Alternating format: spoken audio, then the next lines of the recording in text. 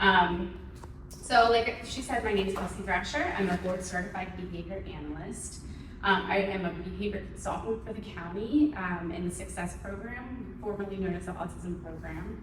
I'm at Shiloh Middle and Wintersville High School. I am a wife, a mom, and a BCBA, so I have 3 little kiddos.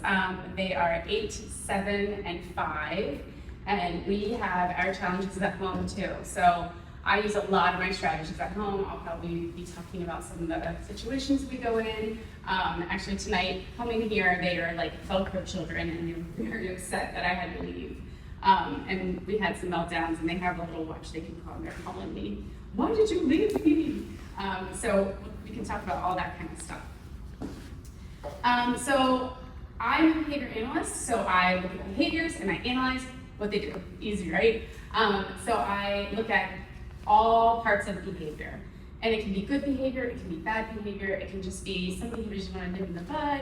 I look at all that in the school setting, I look at it in my home setting, and I try and change that and shape what we want to see. So behavior analysis is a scientific approach to understanding why children behave in certain ways. It helps parents respond more effectively, it helps teachers respond more effectively to change those challenging behaviors that your kids are having. It's really, really helpful to know. So tonight we're going to look at the ABCs, the antecedent, the behavior, and the consequence of these behaviors, and understand what that actually means. So what is the ABC model? It's the ABCs. Antecedent is what happens before a behavior occurs. That could be anything. It could be that someone that they love or don't like walks in the room. It could be if you have a preschooler or a little guy, maybe somebody has the toy they want and they engage in behavior. It could be that their tummy hurts. It could be so many different things. It could be a demand placed on them. And then behavior, what does that look like? What are they engaging in? What are they doing that after that antecedent? And the consequence is what happens after the behavior. So the antecedent, what happens before a behavior occurs? It can be the environment, it can be social, and it can be internal. So it could be the time of day. Maybe they just are not moving people, and waking up is their antecedent. They're so tired that they can't wake up, they're all groggy. My kids, the antecedent is getting ready for school.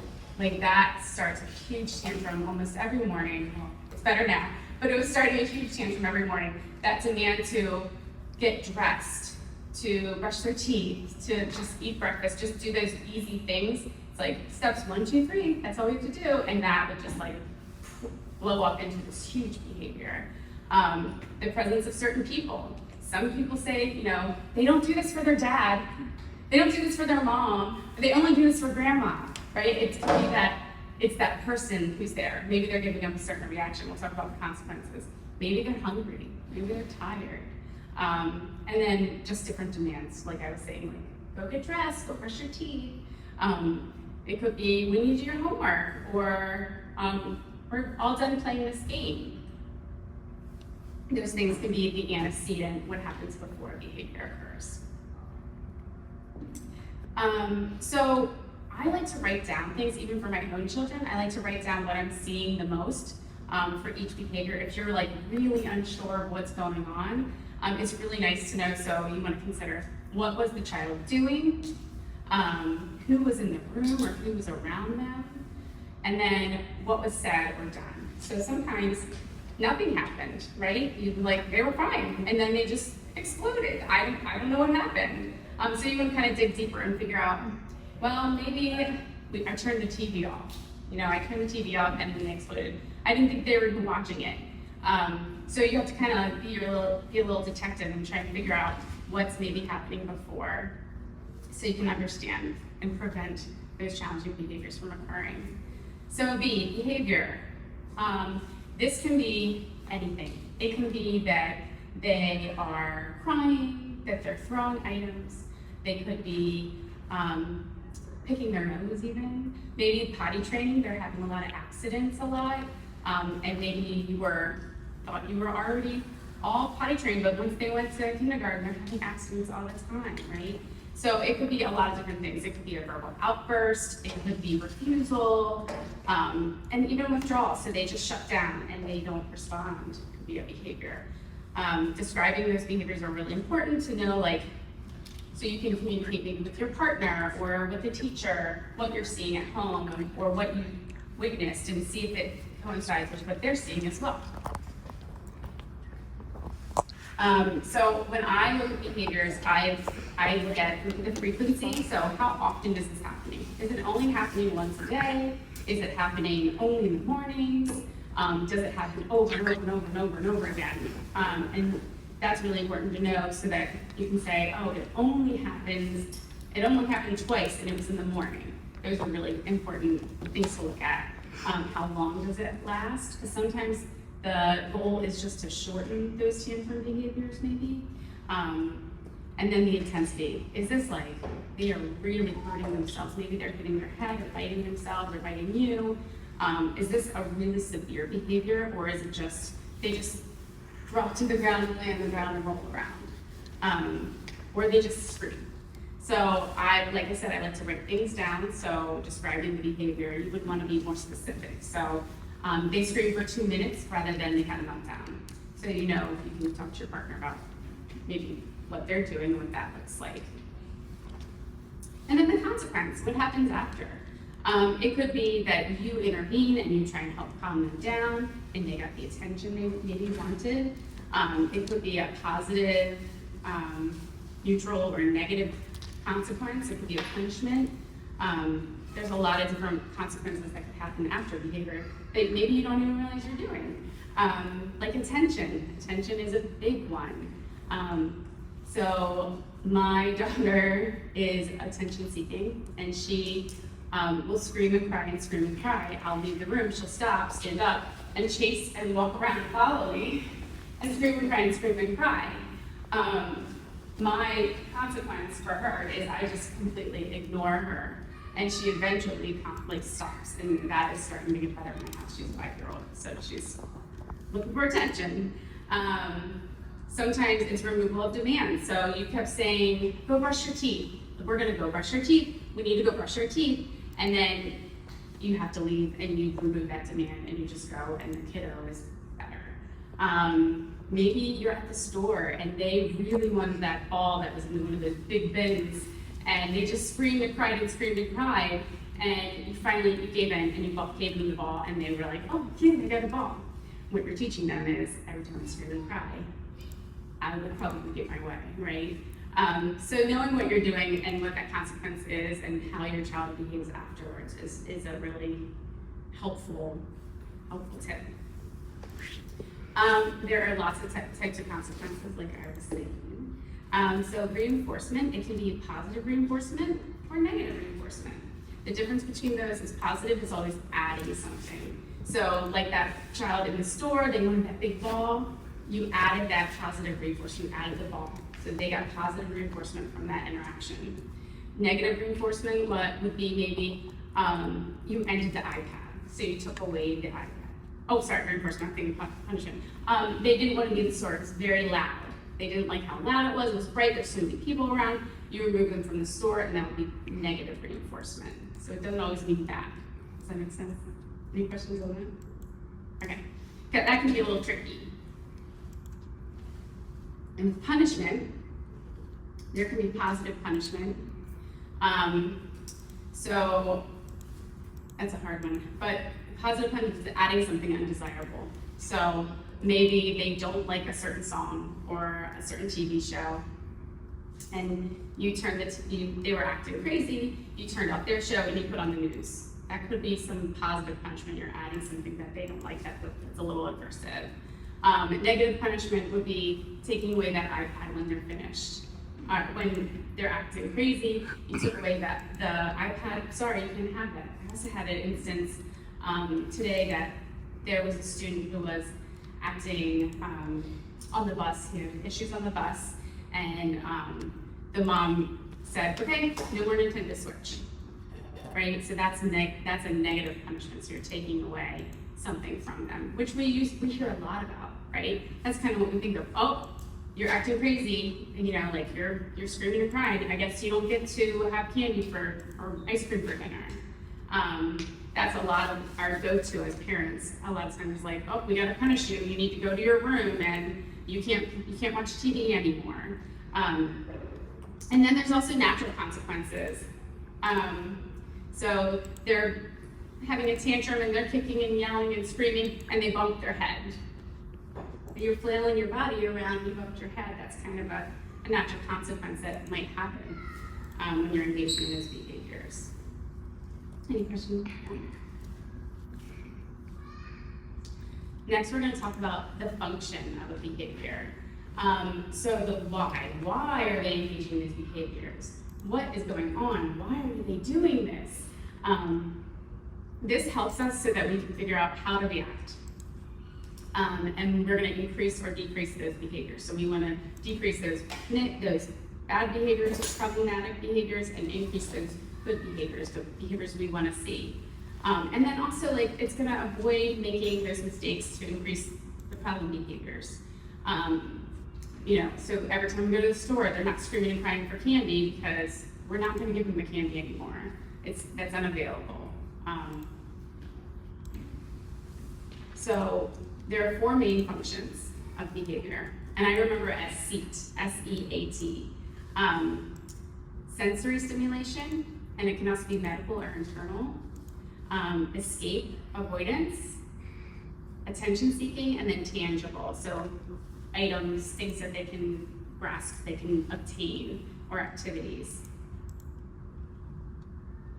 So I always look at, is there something medically going on? And that could be something like an ear infection. It could be that their tummy hurt. It could be that their tummy hurts because they're constipated. Maybe they haven't gone to the bathroom for a while and they're acting out. It could be they have a fever, so they're shutting down. They have a sore throat. They're not eating anything. What's going on? You know, we play that role a lot. We play those detective roles a lot with our little ones, right? We try to figure out what is going on, especially when they're infants. What is happening? What do you need? Why are you crying? So you try everything. You feed them, you change them, you try to make them comfortable, you burp them.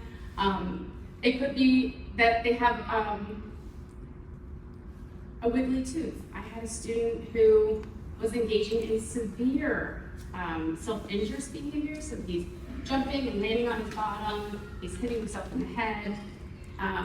He did that for a week. We were trying to calm him down. We could not figure out what was going on.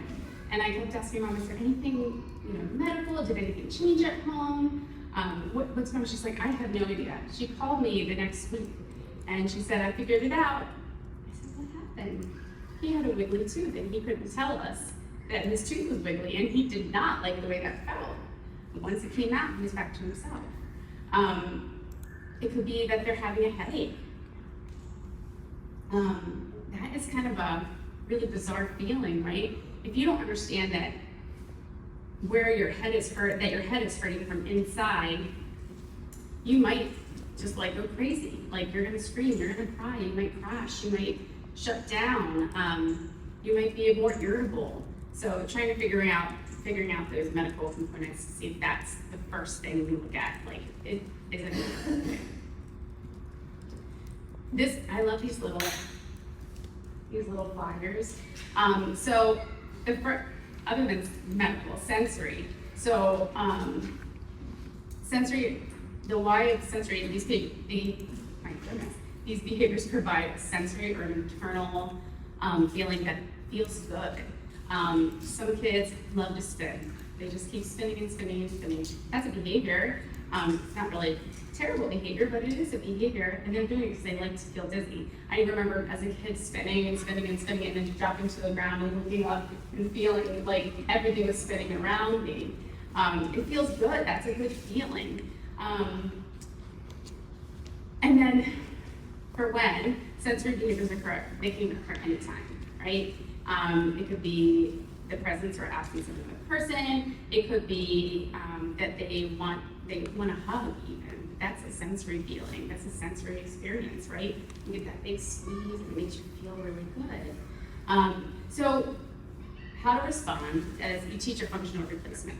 So if this kid is crashing on the couch, crashing on the couch, crashing on the couch, jumping off all the furniture, maybe they need just really big hugs, right? Give them a really, really big hug, a big squeeze, and teaching them that replacement behavior rather than jumping off furniture and having a dangerous behavior.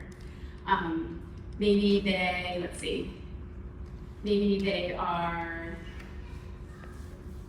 love water play, and they are making a huge mess in the house because anytime they get to the sink, they're splashing and playing, and they just love that water play. So maybe you're just gonna have bath time. You're gonna have them ask for a bath and make it more appropriate. There's a lot of things. Does any of your kids have any sensory things that they engage with a lot at home that you can think of? No? Spinning on the chair. Spinning, Desk chair. Yeah, and if it's safe, that's fine, right? But you want to think about different ways that they can replace that if needed. But yeah, I'm trying to think, what do my kids do? My son, he crashes. He jumps off the edge of the couch, he crashes into people. He crashes all the time, yes. Say our son will just like run right into her nonstop. Why are you doing that? It's like that impact, he likes that feeling, that Yeah, impact. full force. Yeah, so the replacement behavior for that could be that you just scoop them up and give them big hugs and be like, oh, it looks like you need a hug, let me give you big hugs, and maybe you spin them around, or you can even do a different kind of crashing so it doesn't hurt you. You can have him crash, like pick him up and throw him on the couch, like have that crash experience that's a little bit safer and it's in your control rather than his, so you don't bump heads or have him get hurt. Yeah, thank you for sharing that. Yeah, another thing is putting non-edible things in their mouth. A lot of little guys do that.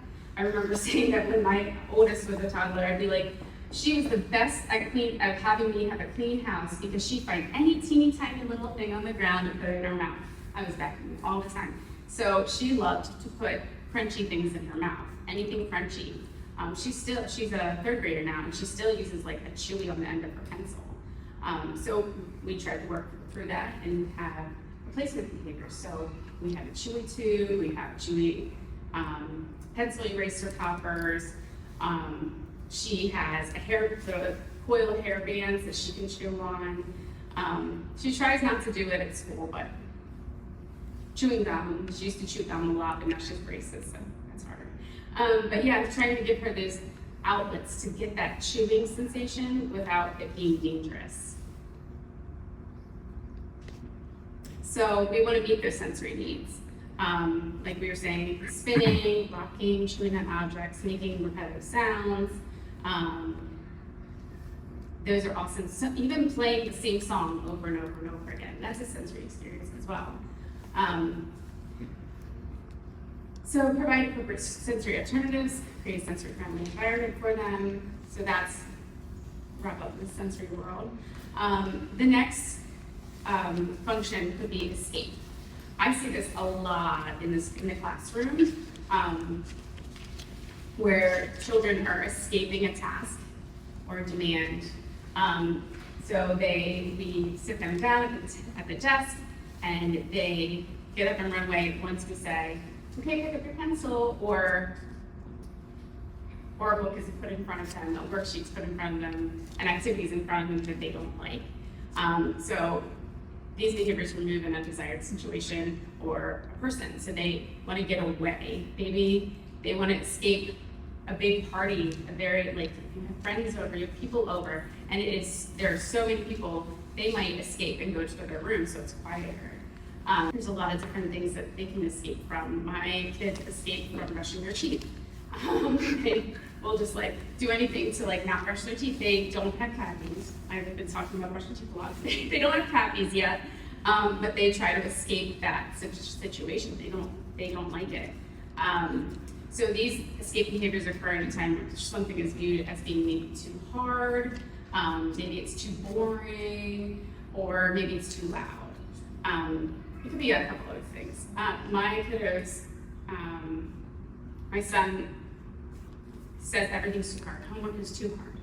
Everything's hard. So he tries to go outside and play rather than do his homework. That it happens, but then I go chase them down and bring it back in. So we try to teach them how to ask for a break. We'll use a timer. We try to replace that behavior with something more appropriate. So if he says, "Can I have 5 minutes outside before I do my homework?" Yes, thank you for asking me appropriately. Go ahead outside. And then when the 5 minutes go off, we come back in, sit down, and work through the activities. Let's see. Does anyone else, any of your children escape different tasks, demands, daily routines? Homework is really hard. I don't know the age level of all the kiddos here. So we have a lot of like pre-K families, okay? And then elementary level, anyone? Middle, high? So you have a wall? You have a wall. Okay. All right, yeah, so sometimes I just focus on the little ones, but I actually do work in secondary, I work in middle and high school. So, but yeah, a lot of escaping, a lot of like, I'm not doing that. So they engage in a behavior. It could be literally they're walking away or running away. It could be that they're swiping the materials, throwing their dinner plate, spitting out their food because they don't want to eat it. A lot of different things could be an escape behavior. We kind of just talked about that. So refusing to complete homework, running away from difficult situations, and really sometimes it's not even that difficult. They just view it as difficult, right? Like putting your shirt on, it's not difficult. You can do it. You're a second grader. But sometimes that's really hard for my kiddo. And sometimes they'll fake an illness. I do remember doing that when I was little. I would pretend that I was sick, and then I'd get to stay home with my great grandma, and that was really fun. Watch Price is Right, and that was like the best. But I would always wanted to avoid school because in the moment it was hard for me. So that's something that happens, I think, a lot with their kids. Like, you kept them home, you took off work, and then you're like, "You're fine. What's going on? Why are you? Yep, you can't play video games. You're fine. Like you said you were sick, but you like no. So now we're gonna do some things. But yeah, faking illness, that's a fun one. So strategies is break your tasks into little chunks. I use timers a lot at my house. We have an Alexa, and we also have a big timer, a visual timer that it looks like a clock. And the color, when you turn it on, the color goes to the time. So today it was a 10-minute timer for my one daughter. And then once it goes off, the blue color goes away. So she could look at it, and even if she doesn't know how to tell time, she could see that the blue was going away. You could offer choices to avoid that escape behavior. Do you want to do your homework now, or do you want to pick up your toys, right? So it's two things that probably they don't want to do, but you're giving them more control, and sometimes that helps them get through those tasks. Do you want me to help you or daddy to help you? You know, that kind of stuff. That can help that escape behavior. And on here I said, use a timer, have frequent breaks, maybe have a visual of the tasks they have to complete. If your kid is a reader, you can literally just write it down on a whiteboard or a piece of paper, and they can just check it off. Sometimes pictures can be helpful. My 5-year-old does not read, so we'll use Post-it notes, and I'll draw little pictures on it, and she'll take the Post-it note off and put it in a little envelope when she's finished the task. It doesn't have to be fancy. I do make fancy ones in school, but it doesn't have to be fancy at home. It could just be like check marks. It could be anything that shows them, okay, you need to do 5 problems, and you write down 5, and you either cross off or check off every time they do a problem, so they can visualize it. You can make it a game, make whatever it is a game. Make it really fun and silly, and so that they want to engage with you and do whatever that task might be.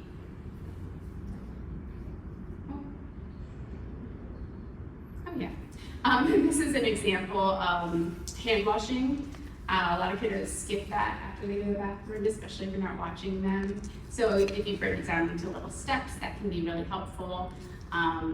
Step 1, turn on water, get your hands wet. So rub your hands, rinse, turn off, dry hands. I do this for my son to get dressed in the morning. I'm saying that's a challenge. It's a lot better now.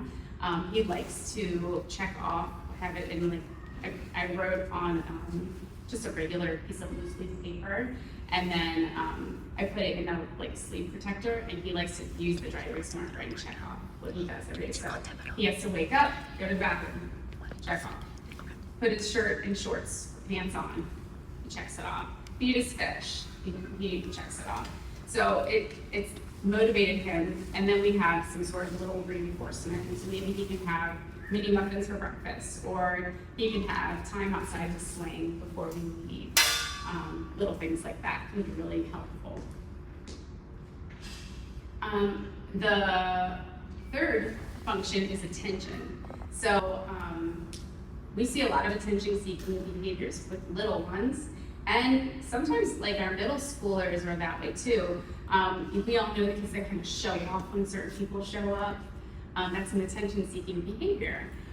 So they provide a reaction from other people, right? I remember I heard today one of my teachers was saying she has a little 9-month-old baby. And she said when she's feeding him, he likes to smack her in the face. I don't know if you all have had that done to you. I have. And I said, well, what do you do? And she said, I go, oh, don't do that. That hurts. And he laughs. And I said, why do you think he keeps doing it? And she goes, he likes my reaction.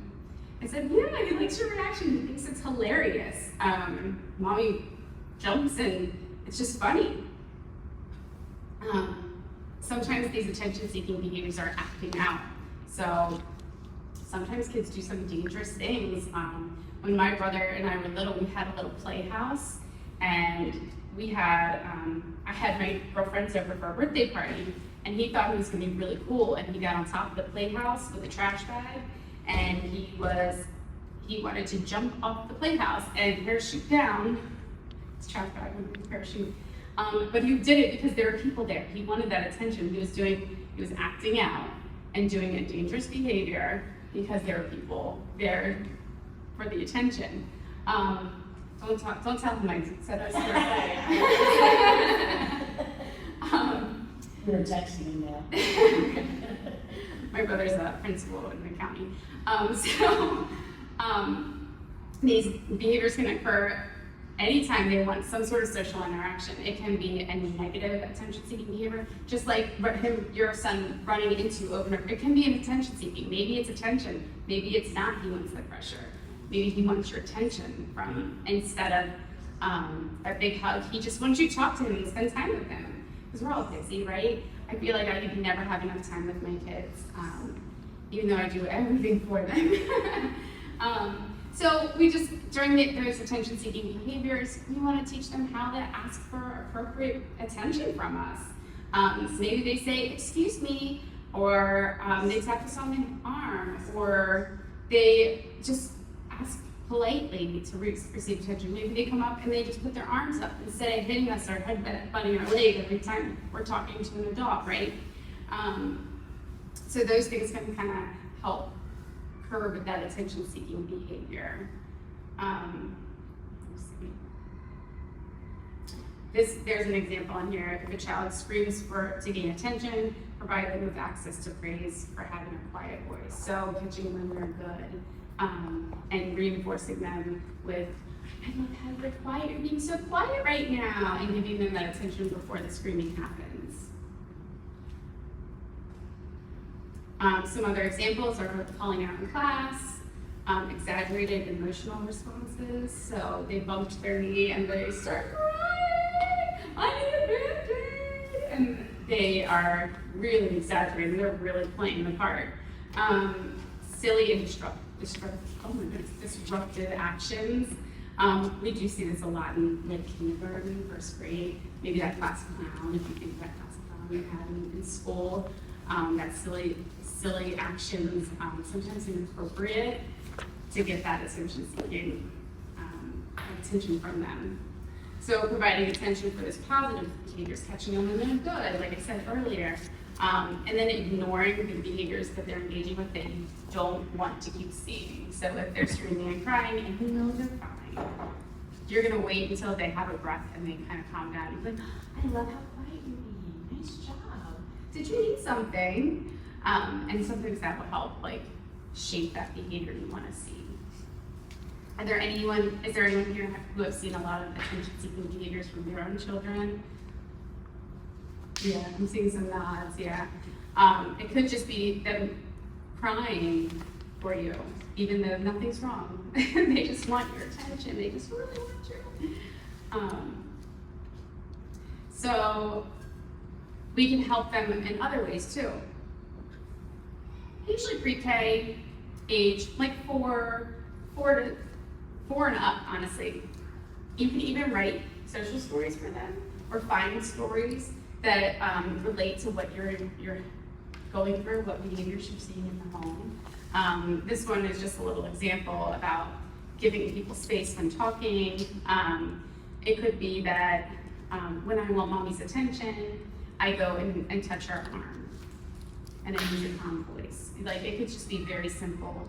But there's a lot of really fun books out there, children's books out there that deal with big emotions and different behavior that you can help them with to get through those problem behaviors. And then the last function is tangible, so an item. This usually happens because they want something. They might feel a need, or they have a highly preferred activity or items you really want. So maybe they are engaging in a behavior like at the candy, like at the store, they wanted the candy, so they're screaming and crying because they want the candy. Maybe they want their brother's toy, so they go and pick them and they take the toy from them. So they're engaging in problem behaviors to get something that they want. So these happen anytime when a child wants something, or even an adult wants something. It could be an activity, it could be an item, anything that they can obtain or engage with. So usually we try to teach them to wait, maybe take turns. Sometimes those social stories can help through that too. We can play, like do pretend play with dolls. You could do pretend play with a tea party and work through those different situations, and they don't even know they're practicing that. And maybe you're the one who wants the tangible thing, and then they're teaching you to ask appropriately because you taught them so well. That can be really fun too.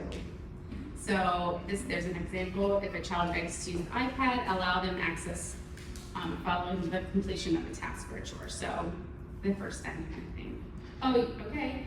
Well, if you wanted the iPad, first we need to put on our pajamas, okay? And then you can have iPad for a certain amount of time instead of climbing the refrigerator because the iPad's on the top. So my son does it. Yes. No, go ahead. I have almost 3 inch were 15 months apart, and they 2 cats in the back at times. And I try my hardest to let natural consequences happen. And there's a lot of I want this, I hit him, I get it, and then there's the retaliation of hitting back, which I guess would be considered a natural consequence. I guess any feedback on him or me in those situations, obviously if there's someone's really truly hurt, but mostly it's not a true, they're upset and then they swing back at the other situation. Yeah, I have that too when I'm over here. But yeah. Does it go away? And then sometimes they get along great, right? Yeah, right. Yeah. Especially that in public, they're like this easy, but not at home. So what do you typically do? What do you typically do? You just kind of wait it out and watch I it? usually try to see, but usually one of them will come over to me and try to look into, well, he hit me or he, and previously, when the younger one was a little younger, I don't know if he fully understood what he was doing, so now, I focused more on the older one, if he retaliated, if your brother hits you, these are things that we can say, and try to give him, please don't do that, things like that, to say back to him, but now the younger one's older, and I think he's aware of his actions. Yeah, that is really tricky. In the moment, it can be hard. You can react by, that negative punishment, so taking away whatever it is. And, oh, I'm sorry, you both are not keeping your hands to yourself. Neither of you can play with it right now. And then maybe having them have some space. I don't do timeout, we do take some space. It seems like you both need some space, like let's try and separate you. But proactively, maybe putting in those stories or those practice times that you can play with them and practice those events. And you can be the one who steals it away. After you taught them, like, oh, you can say, oh, it's my turn, and then praising them like crazy. Or can I have a turn? Oh, not yet. So just giving them that language that, like, you can have it when I'm done. That's a really great way too. I do have my daughter also, she's 5, and she snatches and runs because she wants to play chase and get on their nerves. And so we're trying to work on saying, do you want to play chase?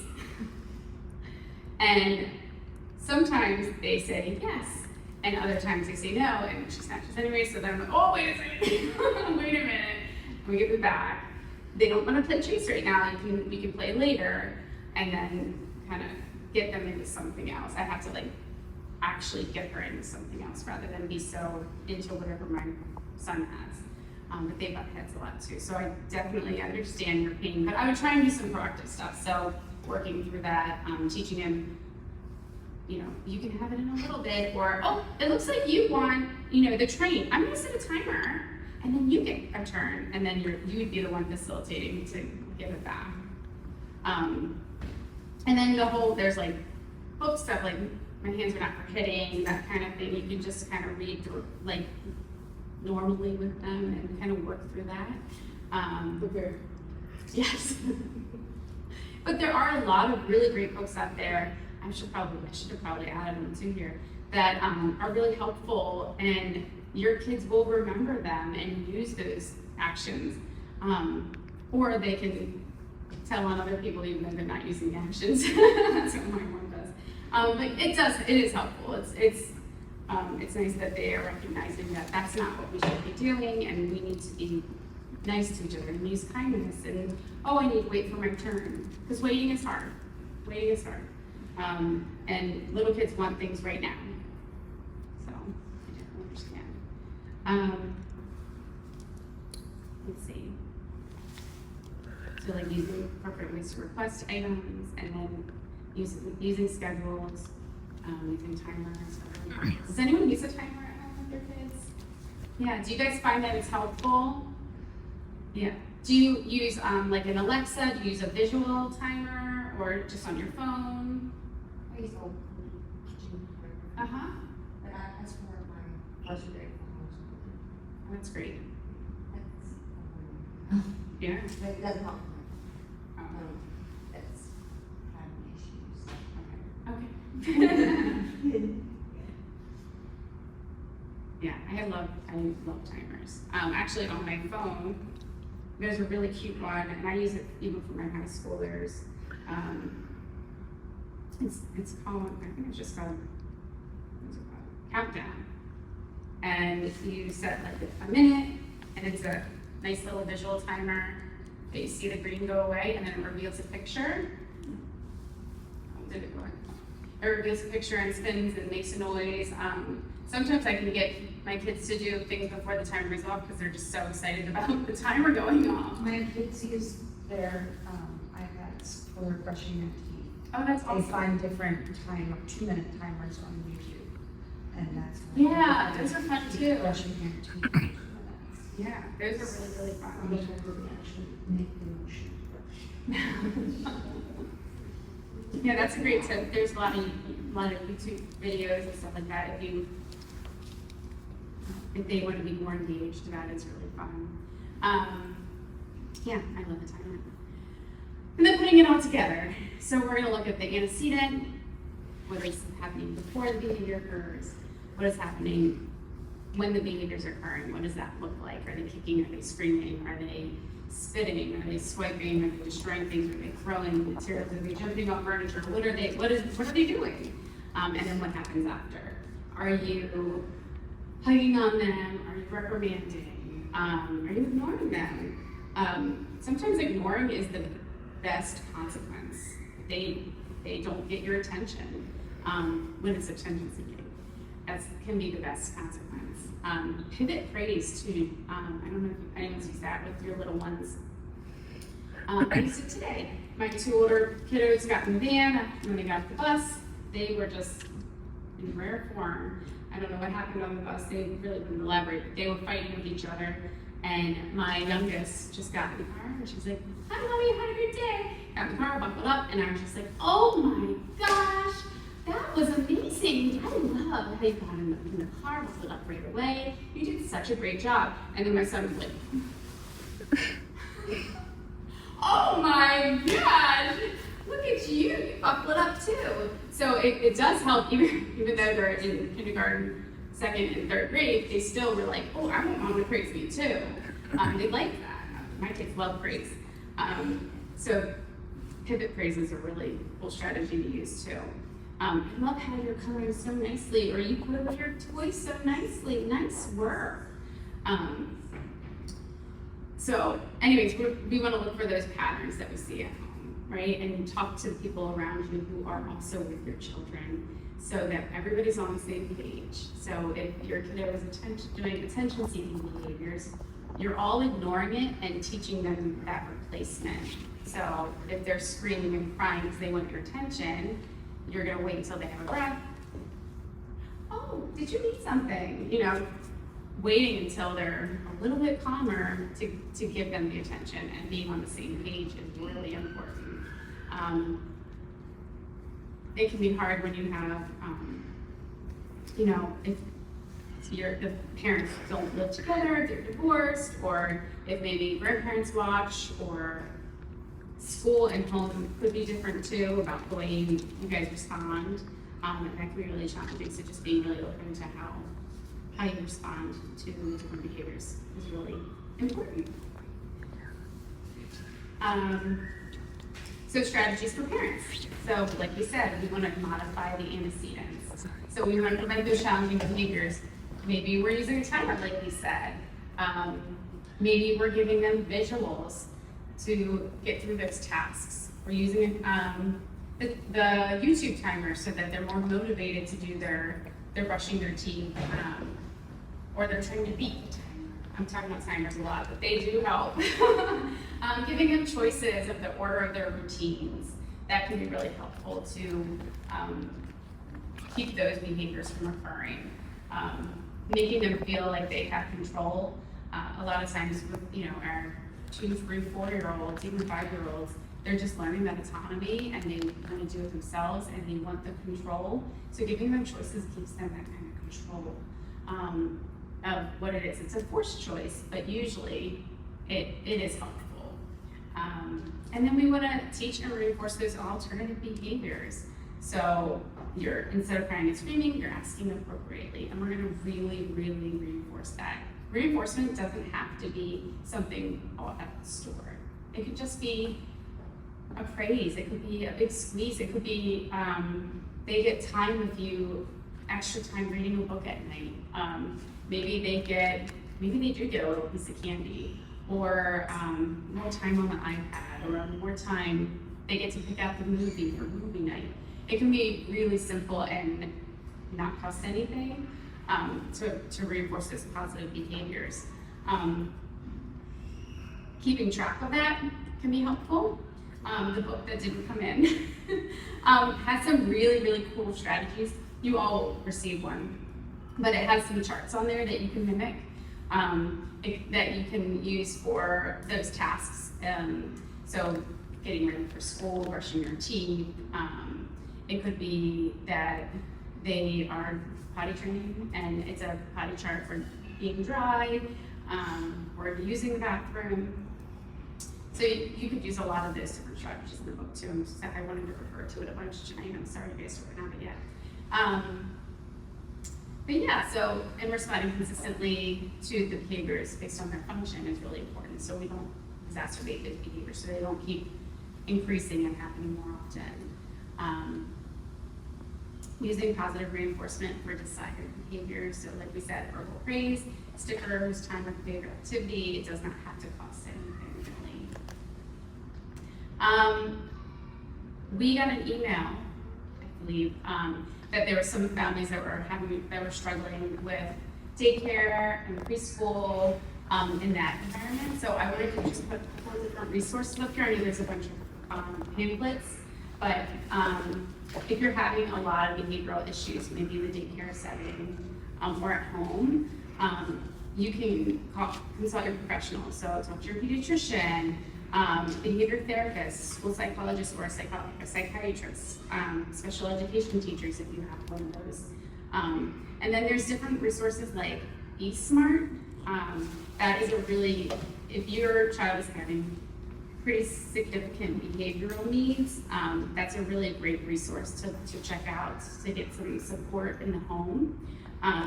Infants and toddlers, Child Find, those are all really helpful as well if you haven't looked into those. And then if your child has autism or like diagnoses, ABA, Applied Behavior Analysis, is a really awesome therapy that kids can receive. These are a couple providers that treat in Carroll County, and they take your insurance. So if you have medical assistance or regular insurance, they will take your insurance so that you can get some support in the home. And I think there's a couple flyers for different it's for different ABA providers. So really, identifying the patterns of behavior, responding more effectively to those behaviors, and figure out what kind of behavior. Is this for attention? Is this for sensory? Is this escape? Is this tangible? What behavior is going on? Why are they engaging in these behaviors? And you want to teach those positive reinforcers, positive behaviors, and reinforce them so that home is just a lovely environment for you, right? It takes time to get a consistent routine going on for about 2 weeks. Sometimes if you, let's just say the attention-seeking behaviors, you might see an increase in behaviors at first, and then they'll kind of settle down. So I like to think about our behaviors. If you go to a Coke machine, a vending machine, and you put your money in and you push the button, nothing happens. Push the button again. You keep pushing the button, you shake it, you kick it, you try and tip it over, right? And then you finally give up and you're like, whatever. You walk away.